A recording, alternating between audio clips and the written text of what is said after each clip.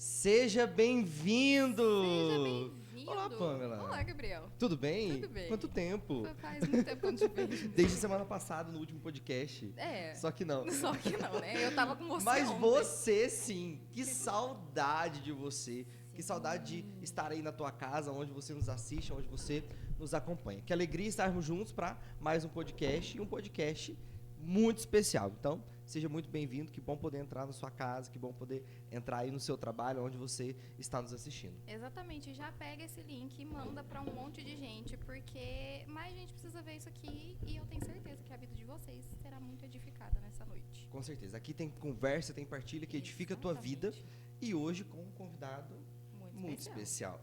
A gente ama quando a gente recebe padre aqui no nosso Sim. podcast, que a gente pode conversar, partilhar. Então, ele é pároco lá em Juruáia, da paróquia São Sebastião. Esse mesmo, né? São Sebastião. São Sebastião, acertei. É um padre novo, cantor. Exatamente. Diz ele que não. Tava aqui ouvindo Diz boatos ele, sobre é, isso. diz ele que só gosta de cantar, mas ele canta, sim. Até o final do podcast a gente descobre. É, ele é cantor, ele é aqui da nossa diocese, né? Não fez o seminário aqui, mas está aqui, graças a Deus. O bom Exatamente. filho a casa torna. Já dizia o pensador contemporâneo. E nós vamos receber ele com muita alegria. Seja muito bem-vindo ao nosso SpertaCast, Padre Matheus. Uhul! Hoje a gente tem plateia. Hoje temos plateia. Animadíssimos, a Eduarda já passou toda a ficha dele pra gente. Exatamente. Ela contou tudo. Ela já passou, a gente vai poder contar tudo sobre ela também pra ele. Seja Não, muito mas aí a gente bem-vindo, conta padre. depois que desligar. É. Aí a gente conta. É verdade. É no off. Bem-vindo, padre. Imagina, nós que agradecemos essa oportunidade de estarmos juntos, né? Se tem algo de nós que somos jovens, que o Papa, que também tem uma aura, um espírito tão jovem, né? Nós que estamos vivendo aí a Jornada Mundial da Juventude, o Papa tem dito para nós essa importância de gerar a cultura do encontro.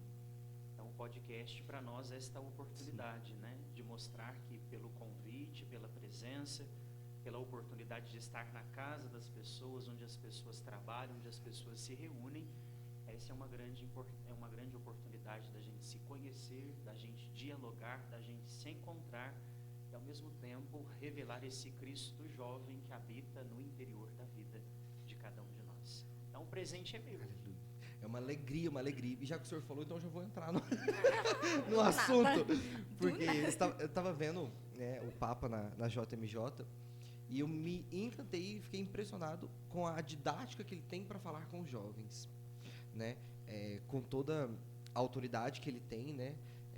Porque é uma responsabilidade muito grande. É o Papa, né? É Pedro. Então, e a linguagem que ele usa com os jovens, eu fiquei encantado com aquilo.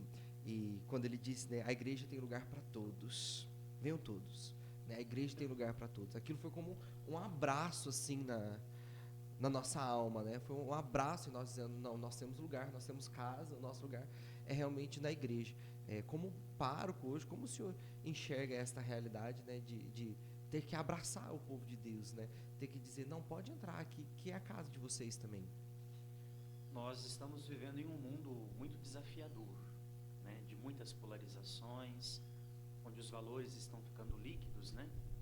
Então, quando o Papa, na eminência da sua nomeação, da sua escolha, do conclave, né, quando o Papa identifica o seu nome, Francisco, com o nome Francisco, o Papa já nos mostra uma nova perspectiva de ser igreja, né?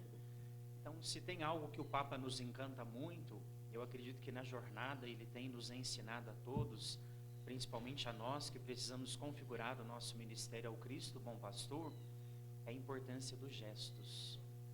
O Papa é aquele que sabe unir o seu discurso, a sua catequese, a sua pregação, com gestos concretos, o jeito que olha, o jeito que fala, o jeito que acolhe, o jeito que aproxima. Então isso nos mostra uma nova perspectiva de igreja, e com a pregação, com a catequese, com todas as perspectivas que a igreja nos pede, que nós não podemos nos descuidar dos gestos, porque os gestos são que vão marcar a essência da alma de cada fiel ao longo da sua caminhada de fé. Exatamente, né? São Francisco dizia muito isso, né? Acho que há Francisco devia ter conversado com São Francisco antes de assumir. Só Não é pode. à toa que o nome dele é Francisco. Porque São Francisco dizia muito isso, né? Evangelize sempre. Se necessário, use palavras, né? Então, a evangelização, ela parte primeiro das atitudes, do gesto, do testemunho, do posicionamento, do abraço, do sorriso, né? E depois, sim, né, da evangelização, da catequese, do ensinamento, da doutrina, né? E vendo o Papa fazer isso, a gente vê também a autenticidade do ministério dele, né? O quanto, ao contrário do que muitos dizem aí, que dá vontade de dar um soquinho de vez em quando, mas a autenticidade do ministério dele, né? É de pastor que sabe como guiar as ovelhas, né? E como surgiu a vocação do senhor, né? Essa ideia de eu quero ser padre. Toda vocação é sempre iniciativa divina, né? O primeiro congresso vocacional do Brasil trouxe como tema batismo, fonte de todas as vocações. E durante o congresso foi lembrado que o primeiro lugar onde uma vocação brota é dentro da família. Então é das nossas famílias que nascem as vocações. E comigo não foi diferente, né? Eu venho de um contexto familiar muito religioso, né? De avós, de pais, de primos, uma família numerosa e muito religiosa. Então eu tenho uma memória afetiva da fé muito presente dentro do meu coração. Momentos de oração em casa, momentos em que estávamos juntos na comunidade. A minha família é uma família de organizadores de romaria. Então, os momentos que íamos para a romaria no Santuário de Aparecida.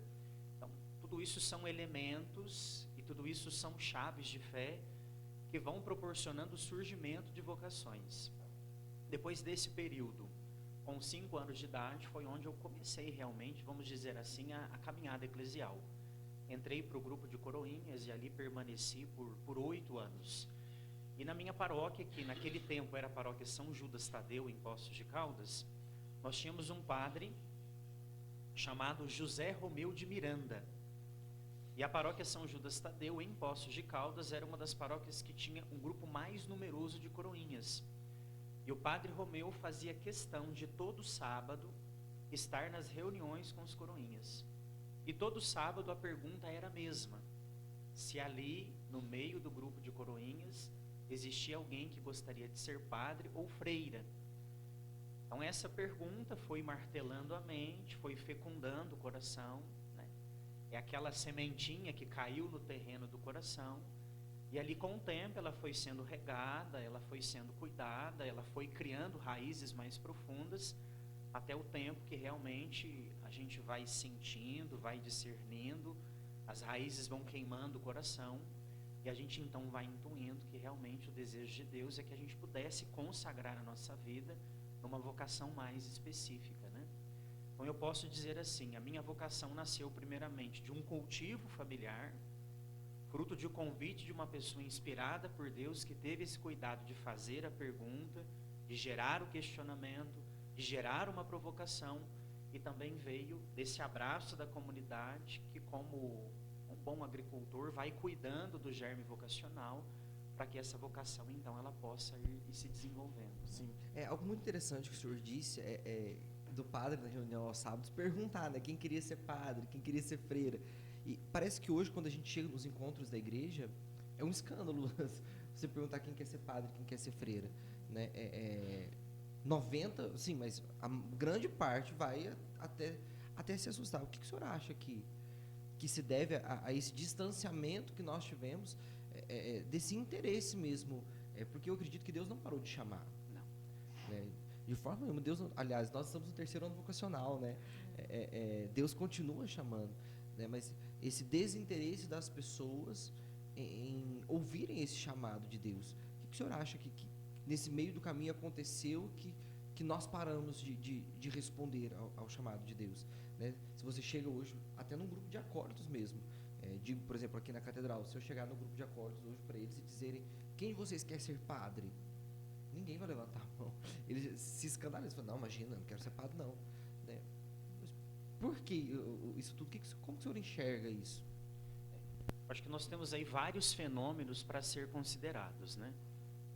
O primeiro deles, né, eu acredito muito que é o testemunho, né? Eu vejo assim, muitas vezes a gente procura receitas prontas para que a igreja tenha vocações, né?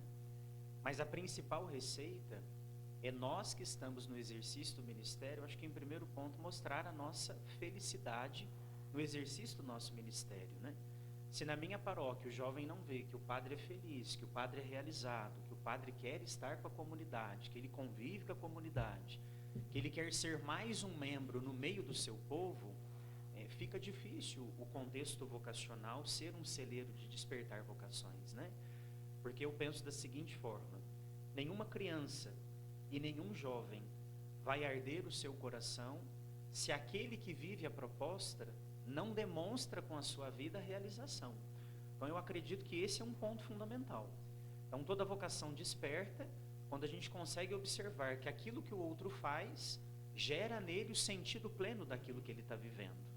Um outro ponto que eu acredito que a gente precisa também ficar muito atento, eu vejo hoje que existe uma dificuldade no coração da igreja. Parece muitas vezes que nós queremos ser uma igreja da fazeção, a gente se preocupa muito em fazer atividades, cumprir preceitos, O ativismo, né? e a gente está deixando de viver o contexto da comunidade, né? Então eu acredito assim, toda atividade pastoral ganha vida quando existe naquela comunidade um senso de pertença. Eu me sinto parte daquela comunidade, eu não participo dela, eu sou a comunidade. Então eu acredito que se nós voltarmos a esse princípio da convivência, de estar junto, de gerar essa comunhão entre as pastorais, o sentido orgânico da comunidade, eu acredito que nós vamos gerar essa cultura da proximidade, né, que o Papa Francisco também tem pedido bastante para nós. E aí a gente também tem aí um fenômeno que eu acredito que é um fenômeno social, né? Qual é esse fenômeno social? Anteriormente as famílias tinham muitos filhos e nós tínhamos um celeiro vocacional muito vasto. Hoje, com a complexidade do mundo, as famílias parece que têm optado por ter menos filhos, né? E aí eu vejo que a desconstrução da memória afetiva da fé também muitas vezes tem calado o sopro do Espírito que planta naquele celeiro um processo vocacional. O que eu estou querendo dizer com isso, né? É uma coisa simples. Se o meu filho, o meu neto, o meu sobrinho não vê o papai e a mamãe na missa, ele não vai despertar o sentido de que a fé para ele é uma célula principal. Porque se para aqueles que são pilares para mim isso não é importante, para mim não é também, né? Então se a gente não reza em casa, se não tem os momentos de encontro, gente, vamos tirar uma coisa básica. Vamos lembrar das nossas famílias, das nossas casas. Um exemplo prático. Aonde que a gente come? Aonde que a família faz a refeição? Hoje parece que a mesa, que é o altar sagrado que reúne a comunidade eclesial, a gente se esquece que a mesa da nossa casa não é um adorno, né? Uhum. A mesa da nossa casa, ela cumpre um papel litúrgico. A mesa da casa reúne a família que é o entorno da mesa, partilha o pão e a vida. Então na mesa é o lugar do olho no olho. A mesa é o lugar da comunhão de projetos. A mesa é o lugar de colocar diante do olhar do outro os dilemas que eu trago na minha vida. Alegrias, desafios, problemas, esperanças, projetos. E aí em uma família ou numa casa ou em todos os ambientes onde nós perdemos a dimensão litúrgica da celebração da vida na mesa, eu acho que nós vamos calando o sopro do Espírito que suscita vocações em todos os cantos e lugares. Então eu acredito que não é que Deus parou de chamar. Eu acredito que são os nossos corações que se emudeceram para escutar o que Deus fala no tempo e na história, né? Porque tem uma diferença muito grande. Há pouco tempo na liturgia, o Evangelho dizia assim: algumas pessoas, infelizmente, acabam vivendo o seu processo de vida com uma má vontade. E a gente se esquece que a vida é o quê? É viver o princípio da boa vontade. E na má vontade, eles enxergam, mas não veem. Eles escutam, mas não ouvem. Porque o meu povo se tornou um povo de coração insensível. Então, o que nós estamos vivendo, né?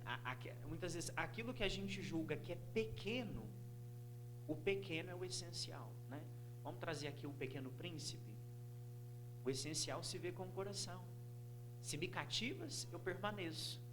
Se não me cativas, eu preciso buscar um lugar que eu me encontro.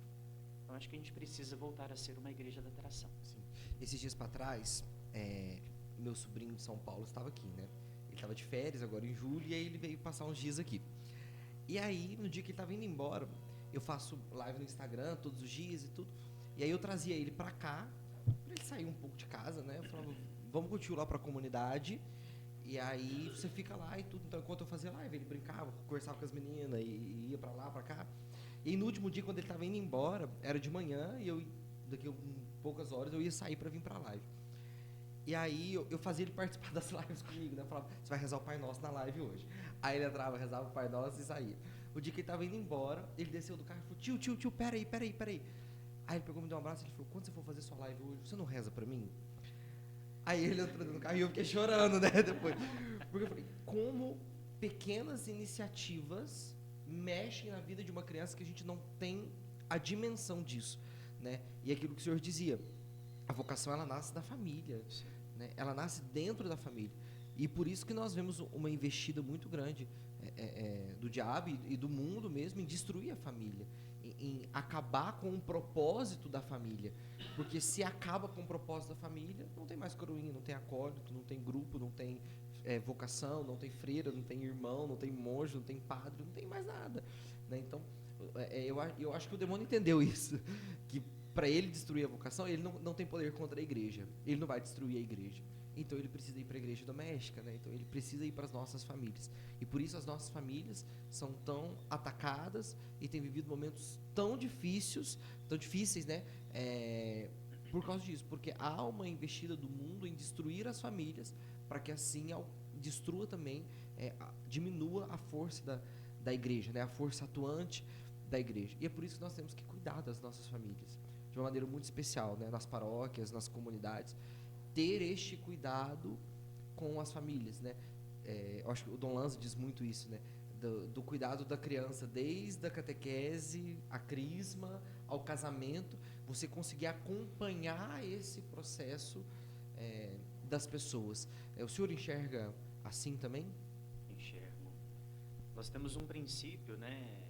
Vamos dizer assim, a gente pode chamar de uma catequese permanente ou de uma formação integral, né? Nós temos a tendência de olhar para o humano como se nós fôssemos um grande guarda-roupa, né? E quando a gente abre um guarda-roupa, o que ele tem? Ele tem cabides ou ele tem gavetas? E muitas vezes a gente quer fazer a opção de qual gaveta se abre, de qual cabide se usa. Só que a gente se esquece que a vida é um processo integral. Na vivência, seja ela comunitária, seja ela vocacional, seja ela no trabalho, seja ela eclesial, ela vai cobrar de nós a abertura de todas as gavetas e a organização de todos os cabides. Então esse eu acredito que é um outro grande desafio que a igreja precisa olhar. Porque nós estamos vindo assim de uma geração de adultos muito birrentos, né?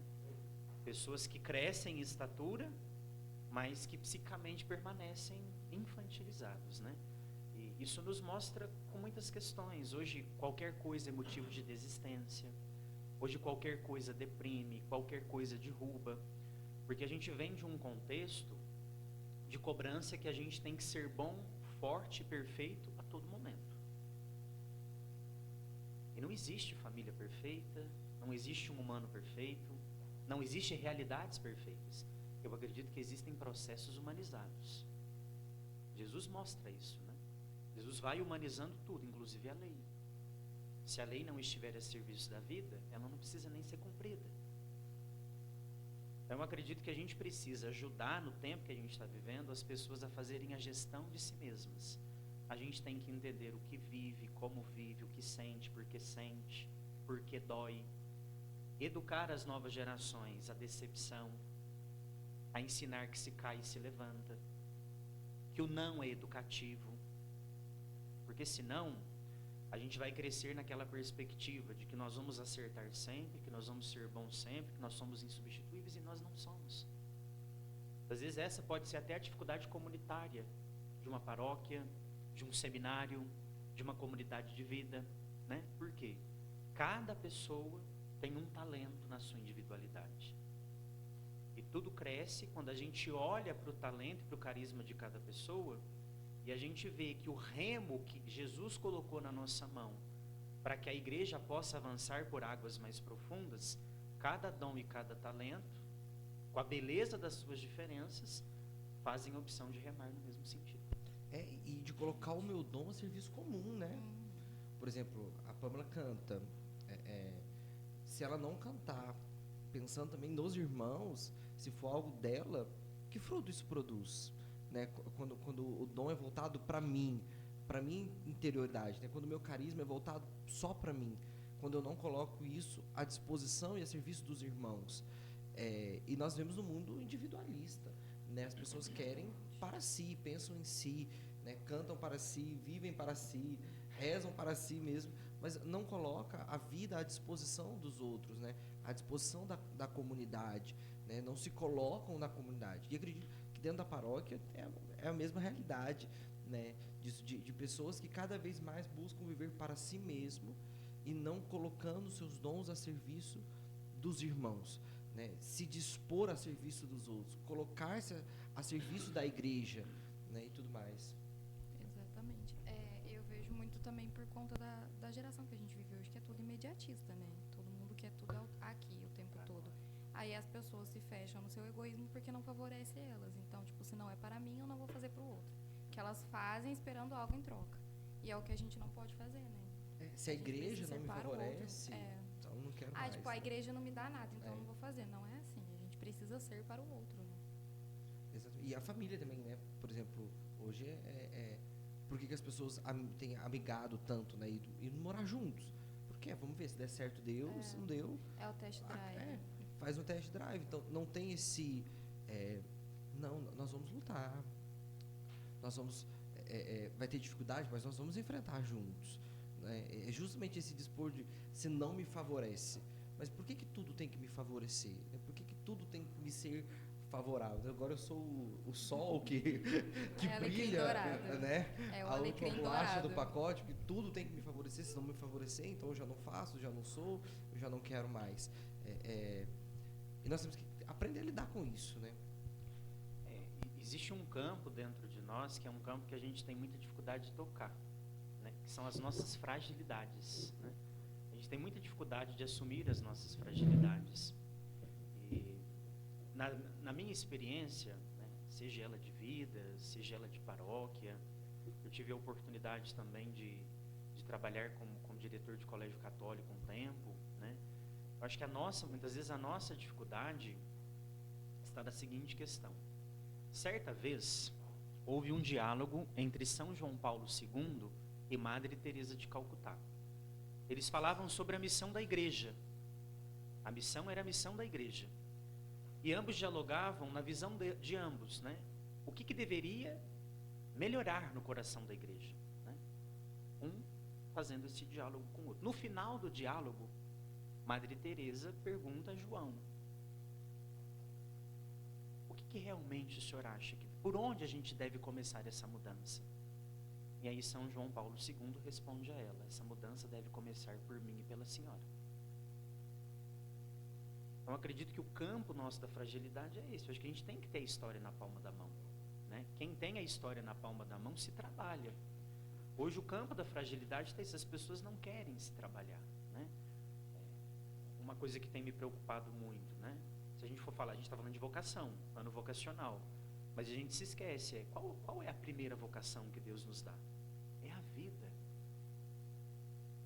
Esse é o primeiro patrimônio que deve ser zelado. E aí eu me pergunto assim, por que tantos jovens ou tantas pessoas de várias idades como nós chegam ao ponto de dizer assim, eu não tenho mais sentido de vida? Ou quantos atentam contra a própria vida, né? Quantos ansiosos, quantos depressivos, quantos com síndromes? É porque as pessoas entendem o campo da fragilidade como um campo de fraqueza. E a gente esquece que é da fraqueza que a gente se transforma em força. Então, assim, o autocuidado, o autotrabalho é um ato de amor. Se eu não sei fazer alguma coisa, eu não vou pedir ajuda? Então, por que uma terapia, por que terapia é para fraco? Por que ir ao médico é para fraco? Psicóloga para louco, né? Por que trabalhar as fragilidades torna... Não, eu acho que é o contrário. Eu acho que quando a gente assume as nossas fragilidades e a gente assume as mudanças que a gente precisa para que a gente seja feliz e realize outras pessoas, eu acredito que nós estamos vivendo o preceito da vida de Jesus. Eu estou doando a minha vida para que a partir de mim, as pessoas comigo possam fazer o reino de Deus acontecer. Por que o senhor acha que a gente tem tanto medo assim, de expor nossas fragilidades, né? De chegar e dizer, olha, eu sou assim, olha, eu sou isso, né? Eu vejo isso, uma geração tem medo, né? Nós temos medo de expor nossa fragilidade muitas vezes. Eu acredito muito que o campo da fragilidade, né, pode ser que eu esteja errado, mas eu acho que vem muito da questão da espiritualidade. Nós vivemos em um mundo onde as pessoas estão... A oração, cada vez mais, ela não é prioridade. Né? Então, por exemplo, quando a gente começa o dia como uma oração, o nosso dia é um outro dia. Tem um outro sentido, né? Porque a oração é um ato de devolver a gente para a gente mesmo. Nós estamos aqui no sábado, né? Quase começando uma nova semana. Vamos dizer que a gente está findando aqui uma semana. Depois de, vamos dizer assim, 5, 6 dias, a mão está para um lado, o dedo está para um lado, a perna está para um lado, o coração muitas vezes só Deus sabe onde está. Os pensamentos também, muitas vezes nem a gente sabe o que está pensando. Agora, naquele momento da oração, da espiritualidade, da minha intimidade com o Senhor, é o momento do ato de devolver a gente para a gente mesmo, né?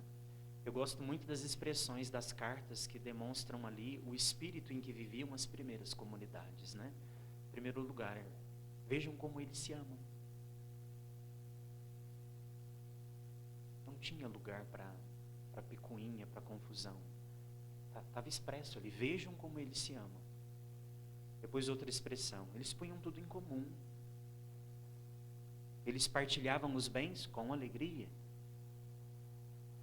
Então acredito que se a gente voltar a ter os nossos momentos pessoais de espiritualidade, a fazer a comunhão com a palavra, esse encontro pessoal com a comunhão eucarística, sermos homens e mulheres de Eucaristia, a gente ter a coragem de entender que o sacramento da confissão, da reconciliação não é tribunal, mas é um momento de celebrar o ato de misericórdia com Deus, que está preocupado com aquilo que a gente ainda pode ser.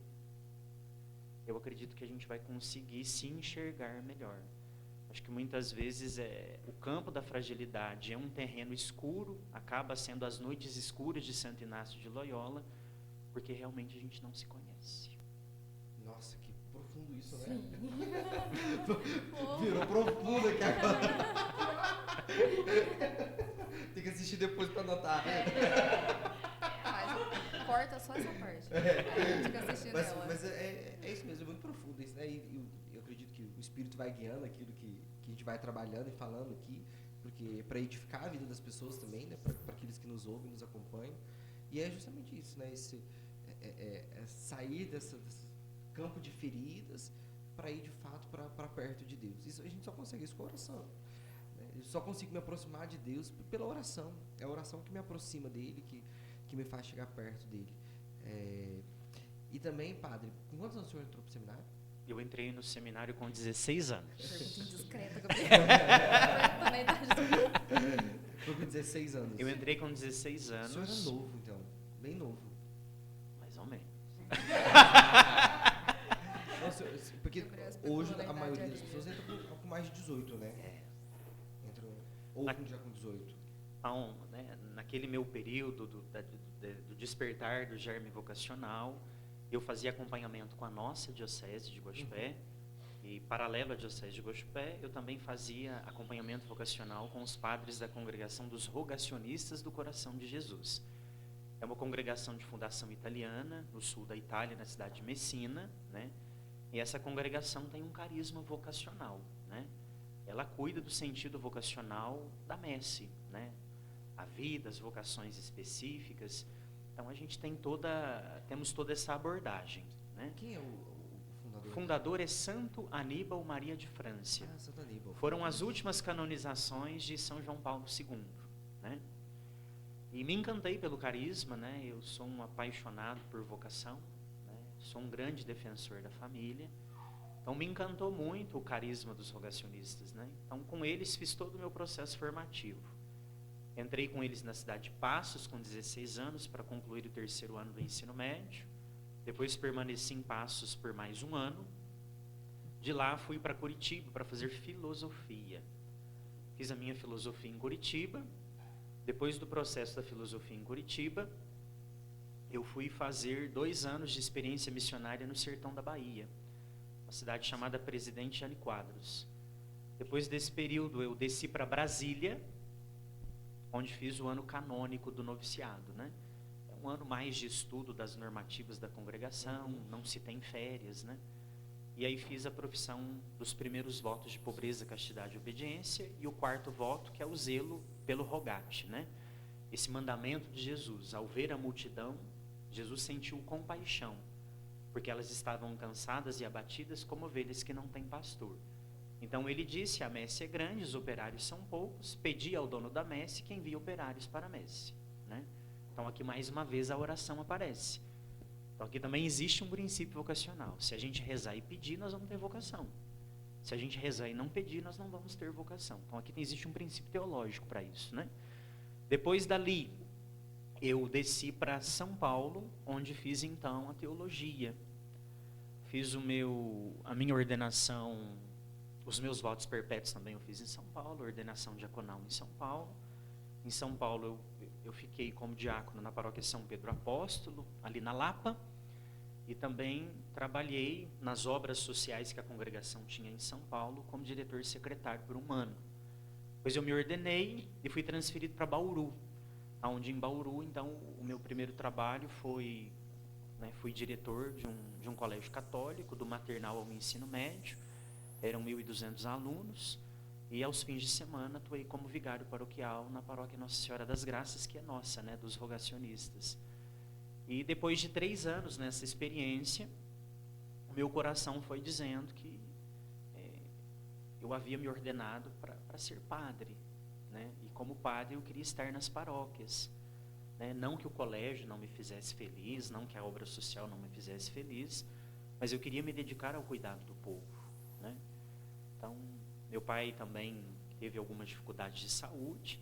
Foi então onde eu procurei a nossa diocese para pedir para a diocese uma experiência em vista de incardinação, né? Aí procurei Dom Lanza, né? Um pai muito bondoso, muito solícito, ele que me ordenou, né? Então conversei com ele, cumpri todos os processos que eram necessários e fui acolhido então pela nossa diocese com essa experiência em vista de incardinação.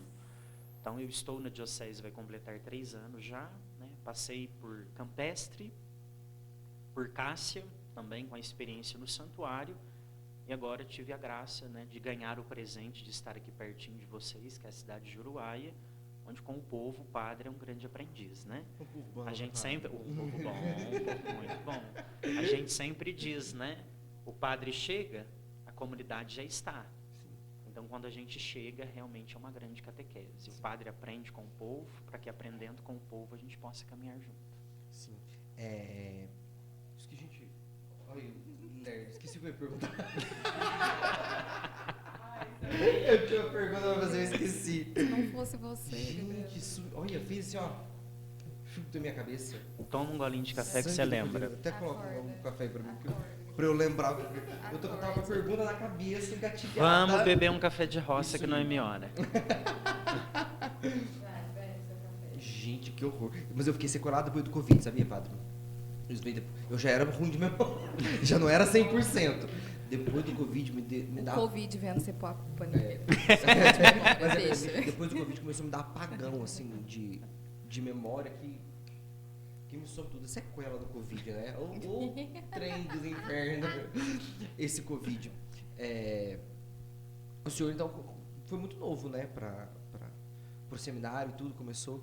E eu vi, assim, também como Deus coloca as coisas certas no tempo certo, do jeito certo, né? Esse período de formação, né? Que primeiro também veio uma formação mais dura, mais rígida, né? Como o senhor disse, passou por um período também que não podia ter férias e tudo mais, porque aí Deus nos prepara para aquilo que nós podemos viver. E eu lembrei a pergunta que eu ia fazer sobre o colégio católico em que o senhor tomou conta, né, como educacionista. Qual é a diferença desses colégios católicos para um colégio comum? Né? Eu vejo que hoje é uma realidade que está voltando a vir à tona, que são a realidade de colégios católicos.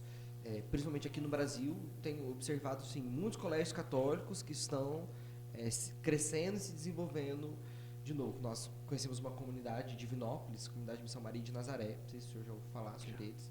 Eles têm 3 colégios católicos. Um em Divinópolis, um no Goiás e um no Maranhão. São 3, então tem crescido, cada vez mais a gente tem crescido. Né? Qual é a diferença de quando se diz, não, tem um colégio católico para um colégio comum?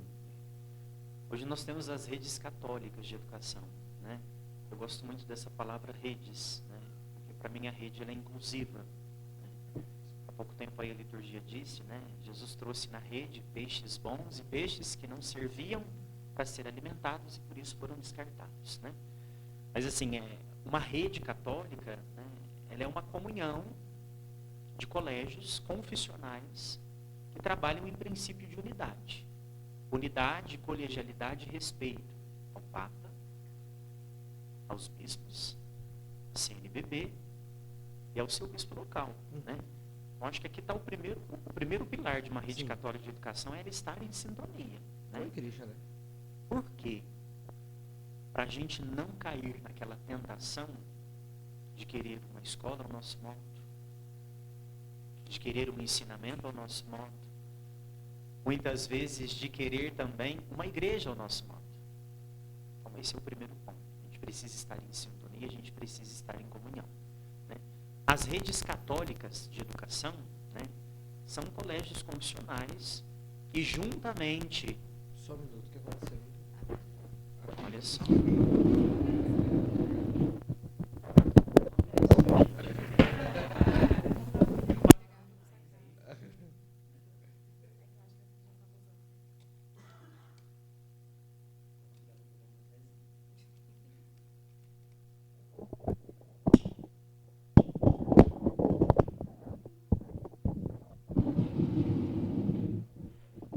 Foi.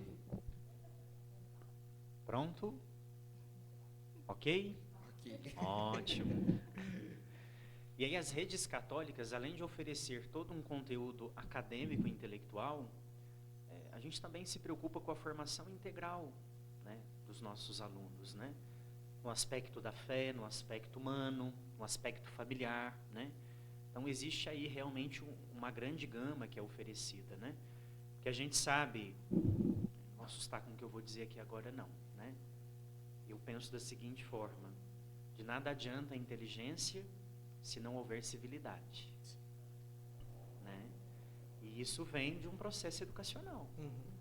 Então a gente se educa valores. Sim. Né? Contanto que no período da pandemia, que para mim foi o período mais difícil, assim, muito angustiante, a gente até trabalhou aquela temática. Os tempos são novos, mas os valores são os mesmos. Porque senão a gente se perde ao longo desse processo, né?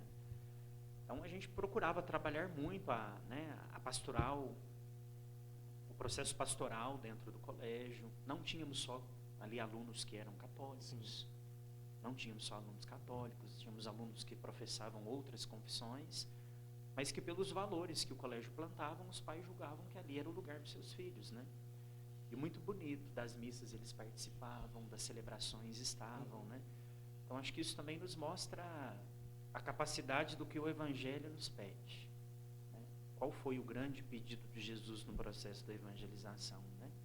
Que a gente realmente possa ser portador de boas notícias. Sim. Né?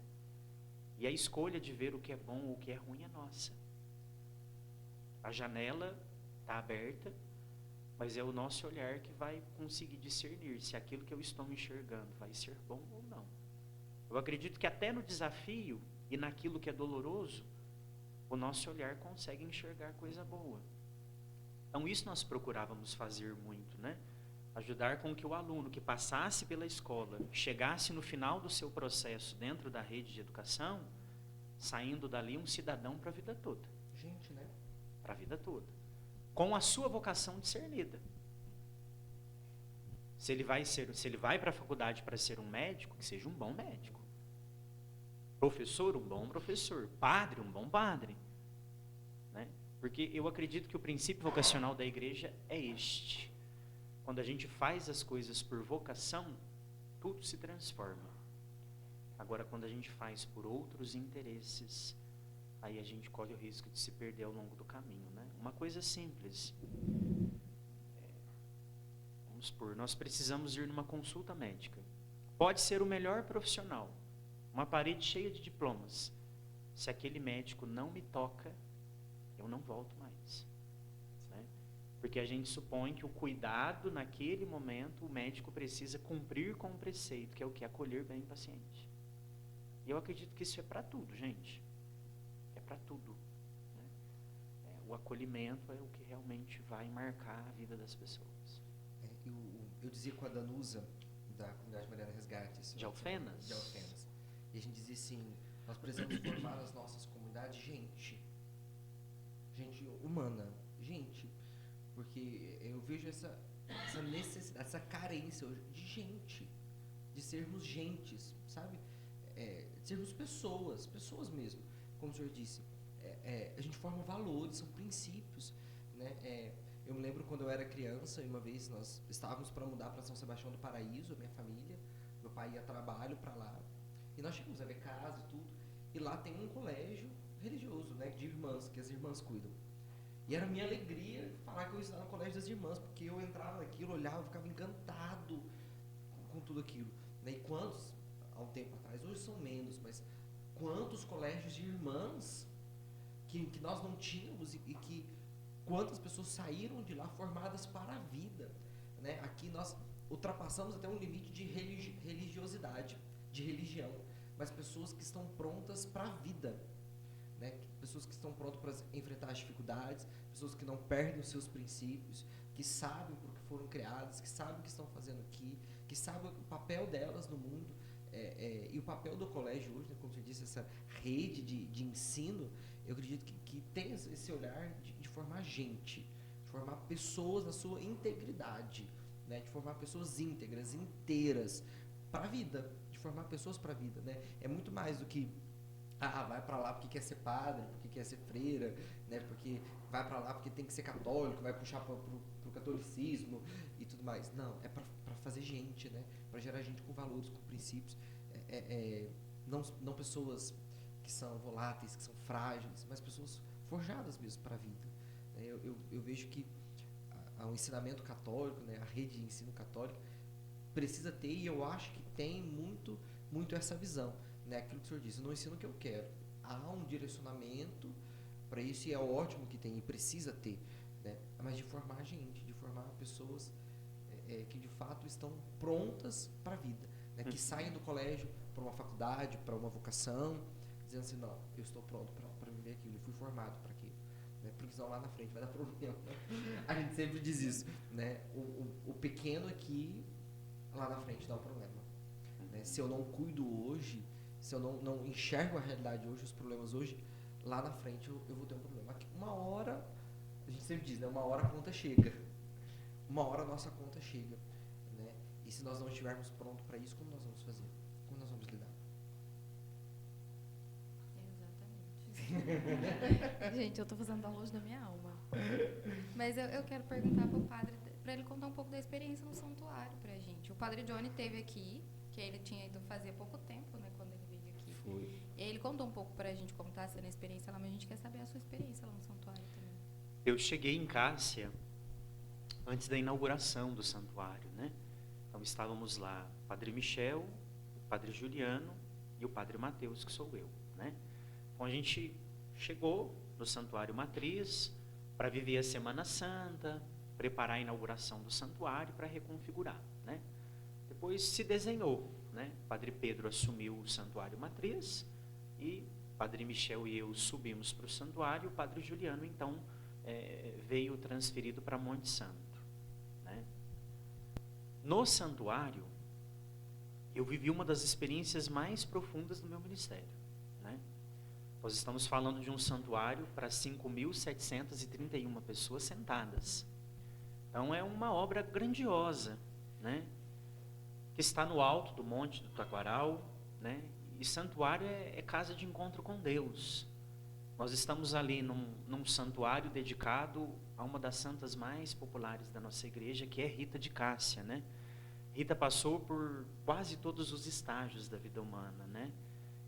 Foi mãe, foi esposa, constituiu família, viveu as dores que uma família vive, de luto, de perdas, de desafios, violência, né? Marido incompatível, filhos com desejo de vingar a morte do pai. Já na sua juventude, o desejo de ser religiosa, mas os pais já haviam escolhido para ela o matrimônio. Então, é aquela que já lá nos tempos áureos tinha esse espírito resiliente de entender que nem tudo é do jeito que a gente espera, mas que a vida ganha um sentido que a gente dá. Então ela viveu da melhor forma que poderia ter vivido o seu matrimônio, buscou a conversão do marido, né? Não queria filhos com um coração duro, com um coração enrijecido. Por obra de Deus, entra na ordem das agostinianas, né? Pede para experimentar um pouco das dores de Cristo, ao ponto de Rita hoje ser a santa dos impossíveis, né? E ali no santuário, assim, é um lugar de muita transformação, né? Então a gente inaugurou aquele santuário lotado, né? Grandioso, cheio de fiéis, mas a gente sabia que depois da inauguração vem a realidade, né? Nenhum santuário ganha a sua dinâmica de santuário da noite para o dia.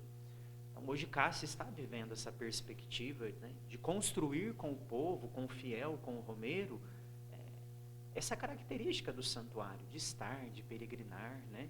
E a gente não precisa de pressa para isso, né? A Aparecida levou 300 anos para ser o que é hoje. Nós estamos indo aí para 2 anos que a casa foi inaugurada, né? Então, essa paciência, essa tranquilidade. Mas, assim, um dos primeiros pontos que eu vivi no meu ministério, assim, lá, que realmente me ajudou a ressignificar muita coisa, né? É você celebrar uma missa com o santuário lotado e você celebrar uma missa naquele santuário imenso para 3 pessoas, mas você ter a consciência, seja com 5.000, seja com 3, a dedicação celebrativa é a mesma, né? Então ali é aquele sentido realmente, onde um ou mais estiverem reunidos, nós estamos aqui. Então ali eu acredito que eu aprendi o máximo do que é Trindade. Hoje se me perguntam, você mora sozinho? Eu digo não. Na minha casa moro eu, o Pai, o Filho e o Espírito Santo. Porque o santuário me mostrou esse sentido. Não é a quantidade. E aí mais uma vez eu vou trazer Madre Teresa. É o amor que se coloca naquilo que se faz, que faz a diferença. Então ali eu aprendi a ressignificar muita coisa. Porque muitas vezes a ânsia da gente é ter uma igreja cheia. Só que a gente se esquece que para a igreja seja cheia, primeiro ela tem que transbordar de acolhida, no jeito que olha, no jeito que cuida, do modo como prega. Então, por isso a paciência. Então, esse foi o primeiro ensinamento que eu ganhei no santuário. A paciência da fé, ela é constante. A gente tem que ser perene, né? Depois, outro ponto assim, que eu vivi muito profundo ali no santuário é beber da vida das pessoas. Às vezes no santuário, né, a gente está ali nas celebrações, mas o povo quer o quê? O povo quer que o padre escute. Então, escutar o romeiro é algo fantástico. As pessoas que chegam ali, olha, padre, eu vim aqui, eu estava com uma enfermidade, depois da missa, a gente tinha o costume de ficar ali dando a bênção individual, eu vim aqui, olha, o senhor me ouviu, vocês fizeram uma bênção para nós, hoje eu estou vindo aqui agradecer porque eu estou curada. Hoje eu estou vindo aqui agradecer, padre, porque a gente estava tentando engravidar, agora nós estamos gestando o nosso filho, a gente está vindo aqui agradecer. Isso aconteceu depois que a gente veio no santuário. Então, é um amor que não se paga, né? É um amor que não se paga, porque ali a gente vê que realmente Deus caminha no nosso meio. E um dos pontos que mais me marcou lá no santuário tem a réplica da casa de Santa Rita. Nós temos uma urna no santuário, onde os devotos podem depositar ali o seu pedido de oração, o seu testemunho, as suas necessidades. E de semana em semana a gente retira daquela urna as histórias que ali são colocadas, né? Eu lembro, foi uma segunda-feira, tinham poucos pedidos de oração na urna e a gente acolhe aquilo com muito carinho, né? Se alimenta, separa para que a gente possa ir destinando para os lugares corretos. E eu me lembro como se fosse hoje. Eu peguei um envelope e dentro daquele envelope tinham 5 pinos de cocaína. Naquele envelope estava o nome do jovem que eu não vou citar, né? Mas na carta estava escrito assim: esta é a minha maior dor. Aqui é a casa dos impossíveis. Procuro aqui o meu último recurso. Então, lá no santuário, essa foi a experiência que mais me doeu.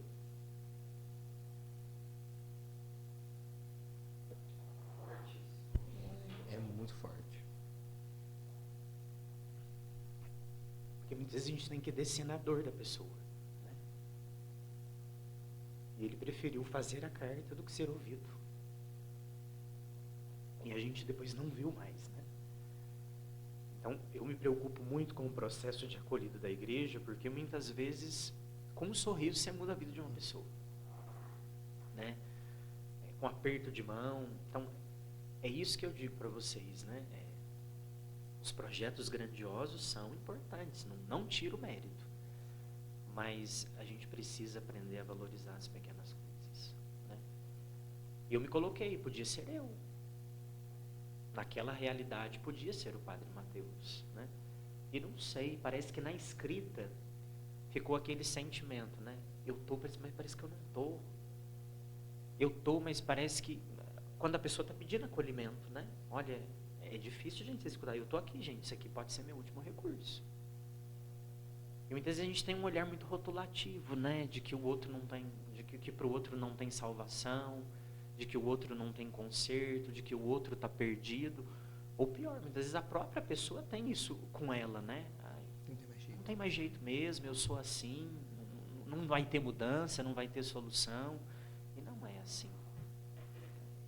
Eu não acredito em processos cristalizados, né? Acho que a parábola do Pai Misericordioso mostra isso, né? O pai não quis saber o que o filho gastou, com o que gastou, o que fez, o que deixou de fazer. Acho que a primeira preocupação do pai é mostrar que a gente tem que celebrar a vida, porque aquele filho estava perdido, mas ele foi encontrado. Voltou. Né? Então, fazer a festa, né? Eu gosto dos gestos do Evangelho, né? O pai vai, ele encontra, ele abraça, ele beija, ele faz a festa, ele mostra a dignidade. Depois do que aconteceu depois, a gente não sabe, mas que deve ter tido ali uns puxãozinhos de orelha. Tete a tete, né? Ah, mas com certeza aconteceu. Mas o pai não chegou colocando o pé na porta, né? Então, o processo de conversão, ele é cíclico. E eu acho que a gente tem que acreditar na mudança das pessoas, porque se a gente não acreditar na mudança das pessoas, eu acho que não tem sentido. E como um santuário tão grandioso te ensinou coisa tão pequena, tão simples, né? Eu sempre digo isso, que a didática de Deus me encanta, de ser contraditório, né? Quem quer ser o último, quem quer ser o primeiro, seja o último. Deus sempre traz essas contradições, né? Então, diante de... O senhor poderia dizer, nossa, numa paróquia pequena, né, eu aprendi a ser simples, com o povo... Mas não, num santuário tão grandioso, o senhor aprender coisas tão simples e viver experiências tão simples dentro de uma grandiosidade. Eu acho que Deus é isso, né? Sim. Deus é simples na sua grandiosidade. Ele não perde a grandiosidade, ele não perde a sua divindade, Deus, mas ao mesmo tempo ele é simples. Ele é pequeno, né? Ele se fez homem, ele se fez pequeno, ele se fez pão para nos alimentar, né? Então, essa didática de Deus me encanta, assim, aquece a gente, né? Aquece o coração da gente ver essa didática de Deus. E que, de fato, a nossa preocupação aqui não é de sermos Deus, mas de sermos porta-vozes de Deus. Como o senhor disse, com um abraço, com um sorriso, com um aperto de mão, com uma palavra, com o ouvir, né? O Padre Johnny disse para nós aqui, quando ele veio aqui, que lá, assim, o padre está à disposição o tempo inteiro. Quem quiser, o padre está lá. O Romero que é o padre, né? Então, assim, o santuário também é esse lugar da convivência constante, né? Então, é esse cuidado que realmente lá eles se tem, e, né, Os padres lá estão muito dedicados nesse sentido, né? Nas missas está na porta do santuário acolhendo, no corredor o Romeiro pediu, separa, você dá atenção. E essa é a vida de santuário, né? E é muito diferente de uma paróquia. Porque o santuário, ele não tem um público efetivo, né? Ele é um público transitório. Isso. Todo fim de semana é um público novo. Durante a semana, você sabe que o pessoal trabalha, tem a sua rotina, que então, durante a semana, o fluxo de romeiros do santuário ele é menor, né? Mas temos ali aquela beleza, né? Eu sempre digo, a obra é de Deus, a obra é de Rita, e vai acontecer, porque tudo que é de Deus frutifica. Essa transição para a paróquia também, como que foi para pároco, né? De um vice-reitor de santuário para pároco é uma diferença grande. Acredito que foi um desafio, assim, também, né? Para o senhor e para o seu ministério mesmo. Eu acolhi, assim, a proposta com muita alegria, né? Eu venho, assim, de contexto rural, então eu gosto muito da pastoral, né? Então, hoje eu estou numa paróquia que é a matriz na cidade, nós temos setores missionários, toda quarta-feira se celebra nos setores, na casa das pessoas, e 14 comunidades rurais muito ativas, né? Então, assim, isso é muito importante para a vida ministerial do padre, né? Então, assim, eu acolhi a proposta com muita alegria, com muito carinho, né? E estou procurando viver ali e me dedicar da melhor forma possível, né? Ganhei um presente, é um povo muito fervoroso, um povo muito intenso, uma paróquia muito dinâmica, que é fruto também do carinho e da dedicação dos sacerdotes que precederam todo o trabalho, né, pastoral ali em Juruáia, né? Então, assim, estou muito feliz, né, indo aí já para o 5º mês ali na paróquia, né? Está sendo, assim, uma experiência muito, muito bonita, muito transformadora de convivência, de aprendizagem, de catequese, onde junto com o povo a gente vai juntos, devagarzinho, fazendo o reino de Deus acontecer. Qual que é a diferença, padre, de administrador paroquial para pároco? Aí, do nada, né? Aleatoriamente uma pergunta. Eu acredito que a diferença, praticamente, ela vai ser mais de nomenclaturas, né? Porque praticamente as funções são quase as mesmas, né? Mas eu acredito que talvez possa ser aí um tempo de experiência, de adaptação, até que venha, então, o título de pároco, né? Mas não existe, assim, se a gente fosse dizer assim, uma diferença que pudesse diferir muito um contexto do outro, não. Eu acredito que realmente seja nomenclatura. Entendi. Me veio na cabeça, assim, a diferença. É porque tem padre que assume como administrador paroquial, aí tem padre que já assume a paróquia como pároco. Tem vigário. Tem vigário. Aí eu fiquei pensando, falei, gente, por que administrador paroquial é pároco? Aproveitar um padre para perguntar. Como se ele não tivesse padre o suficiente para a catedral. Aqui não tem nada de padre. A gente quase não convive com o padre, graças a Deus. Nossa, é pouquinho. Mas que bonito, padre, ouvir sua história, ouvir como Deus é bom, né? Como Deus faz as coisas certas, como Deus encaminha tudo aquilo, né? Nós somos, já dizia Madre Teresa, né? Só apenas uma gota no imenso oceano que é Deus, né? Mas como também essa gota movimenta, né? Movimenta o mar, agita o mar, e ver a sua oferta de vida é muito bonito, né? Então, ver o seu amor mesmo pela igreja, pelas almas, né? Eu dizia há um tempo atrás que eu vi a evangelização é para quem tem sede de almas, né? Eu olhar para o Senhor e ver que o Senhor é uma pessoa, um homem, mas que também existe uma alma, né? Então eu tenho sede de almas, tenho sede de ganhar pessoas para Jesus, de levar almas para Jesus, e eu vejo isso no Senhor, né? Fazendo já um elogio, já dando, né? Mas eu vejo isso no Senhor, marketing, né? Olhando para o Senhor, para tudo aquilo que o Senhor contou aqui hoje, que o Senhor falou aqui hoje, eu vejo essa sede de almas, né? De olhar para as pessoas e entender que ali tem uma alma, que aquela alma precisa voltar para Jesus. Isso é muito bonito, né? Muito obrigado por proporcionar isso para nós e mostrar na sua simplicidade, no seu jeito de ser, esse ardor de querer pessoas para Jesus, de ganhar pessoas para Jesus. Bom, sou eu que agradeço, né? Acho que a igreja é tecida de comunhões, né? Então, estar aqui é uma grande oportunidade da gente viver essa comunhão, né? Gerar conexão. E a gente aproveita também para deixar vamos dizer assim, um apelo importante, né? A gente passou por um processo de pandemia, onde a tecnologia foi muito importante para nós. A gente também está vivendo um desafio muito grande, que é a transição do real, Sim. do encontro, para a tela, né? Então, que a gente não se acomode, que a gente não seja só uma igreja de tela, que a gente não fique só na missa em casa, mas que a gente possa voltar a viver esse encontro, a viver o vínculo, a estar na comunidade, né? Acho que o encontro de hoje é prova disso. Acho que a tecnologia, ela precisa estar a serviço do encontro das pessoas, né? Se vocês não tivessem feito convite, hoje a gente não teria se encontrado. Então isso acontece também conosco. E não é a mesma coisa de colocar o Senhor numa tela aqui.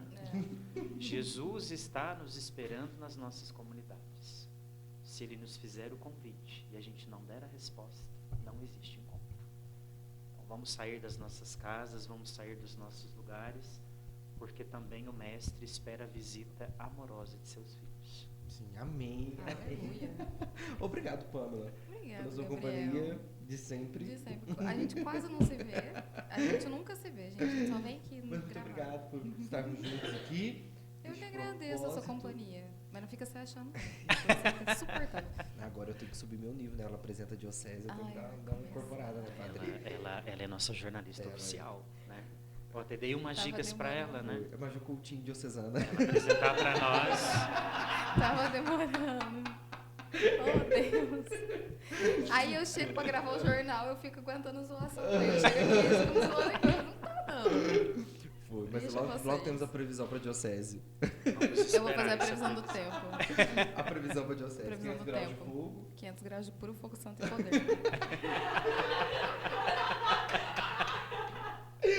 Mais uma vez, padre, obrigado. Obrigado pela sua companhia, obrigado por ter topado, aceitado o nosso convite, né? Quando a Eduarda falou com o senhor, ela disse imediatamente, o senhor diz, não, eu vou. Né? Então, nós agradecemos de coração. Seja sempre bem-vindo. Oh, muito Sim. obrigado. Aqui. Nos colocamos à disposição também, né? Como dizemos para os padres, estamos aqui para a igreja, né? Estamos Um para a carisma, ele é um igreja. carisma só se ele for para a igreja. Ele nasce da igreja e ele é para a igreja. Então, nós estamos aqui, a igreja à disposição, para aquilo que o senhor precisar também. Nós nos colocamos à disposição. Seja sempre bem-vindo aqui. A casa é sua também. Volte sempre. Volte sempre. Volte mais vezes. E uma alegria ter o senhor aqui. Muito obrigado. De fundo do meu coração. Agora, vou esperar a visita da comunidade lá em Juruáia, vai ser uma alegria acolhê-los, né? Vamos viver uma missão lá juntos, né? Acho que a gente precisa concluir também esse nosso momento de hoje com uma bênção, Com né? certeza. Com certeza. Acho que você que está aí em sintonia conosco, que teve essa paciência de dedicar o seu tempo para nos escutar, né?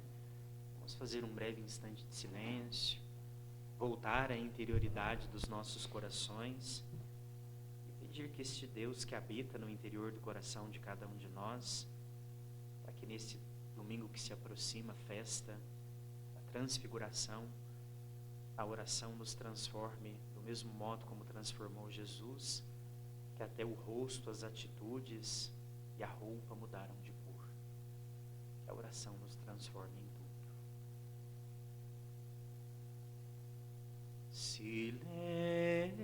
Silêncio, ó silêncio,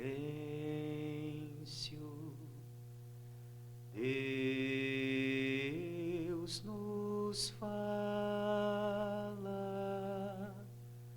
ao coração. O Senhor esteja convosco. Ele está no meio de nós. Que pela intercessão de Nossa Senhora das Dores, padroeira da nossa diocese, abençoe as nossas vidas, famílias, igrejas, comunidades, a nossa vida e missão. Em nome do Pai, do Filho e do Espírito Santo. Amém. Fiquemos todos com Deus. Amém. Amém. Até semana que vem, se Deus Sim. quiser. Tchau. Tchau.